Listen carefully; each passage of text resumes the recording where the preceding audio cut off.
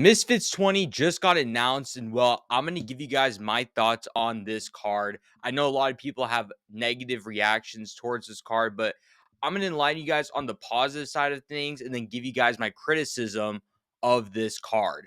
Right before I get into the video, if you guys can, please hit the subscribe button and also watch this video all the way through as I give you guys a neutral perspective of Misfits 20.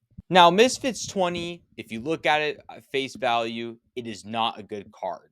However, though, if you do give the context of, 5 pullouts essentially happening on this card, then I kind of understand how it got into this place. Yes, don't get me wrong. Uh, just looking at this card when I first saw it, I was a little upset because I thought, this was supposed to be a very big card heading into January. But I feel like with context in mind of Tommy Fury pulling out for that ridiculous reason, HS pulling out because of court reasons, Dean the Great pulled out because, the whole contract situation with Misfits. I believe Elite Sharks pulled out of the Fox fight. I don't want to say that for sure, but I think it was him that pulled out. Could be wrong. And then lastly, Bevo pulling out because of an injury. It's like, what could you do about it at the end of the day? What can you do about it if you're Misfits? And what can you do about it if you are, the fans at the end of the day? I feel like it'd be one thing if this was, oh, this card is supposed to be the biggest card, bigger than the super card, and they produced that without giving the context, then I would be pissed. But since I feel like context is given within this situation, uh, I I'm not mad about it anymore. I will give positives within the card. Actually, I think Anthony Taylor stepping up against Darren Till. I think it is a reward for AT for being active within Misfits boxing, and I think getting the opportunity of a big fight against Darren Till. It's a I guess kind of a thank you if you're the company to Anthony Taylor, in my opinion.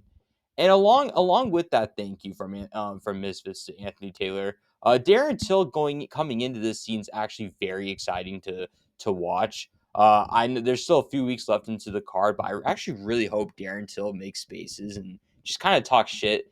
Darren Till had a Twitter Spaces going on for like a week, and not only the influencer boxing community was excited, but even the MMA community was really tuning into all of Darren Till's spaces. Whether people were tuning in because of you know Darren Till or people were tuning in because of MMA Guru, it doesn't matter. I think those spaces were at the end of the day so fun to listen to.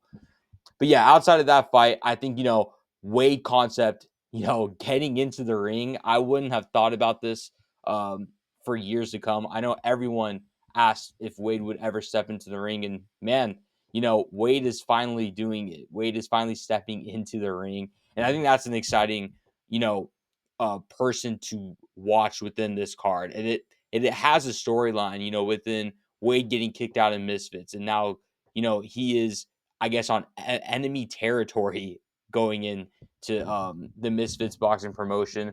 So, I like that. I like, someone who is like a heel within, the influencer boxing scene, if you want to say that. Or more to, I guess, the Misfits boxing community than influencer boxing scene. But I don't know. Whatever you guys think about that, right? I think after Wade concept, a couple more fighters that I'm kind of excited to see back. One being Prince Nassim's son, Sami Hamed, returning back into the ring.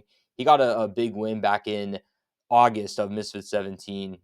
I forgot who he won against, but it was a fun performance to watch.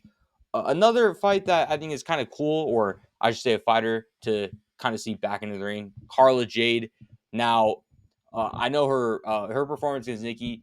She surprised me a lot from her second fight to her first fight, especially if you were to compare to the Nikki fight that she went against too, and then her Misfits 9 performance, night and day of how much I feel like better she got.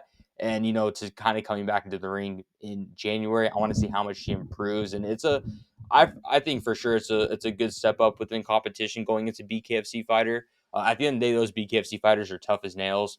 Hints to why they fight in bare knuckle. So I think it's kind of cool to see that aspect of an influencer to go against a bare knuckle fighter. But yeah, I mean, outside of that, I think the card's just kind of eh. And I mean, what could you do if you're Misfits? Honestly, it's not their fault, and it's unfortunate that fighters had to pull out. Some for really stupid reasons, others for very reasonable stuff. But yeah, that's what I think about Misfits 20. If I have to give the card just how it is as like I guess I like to call it a Plan B. This is a Plan B card. I would give this a 4 or 5 out of 10.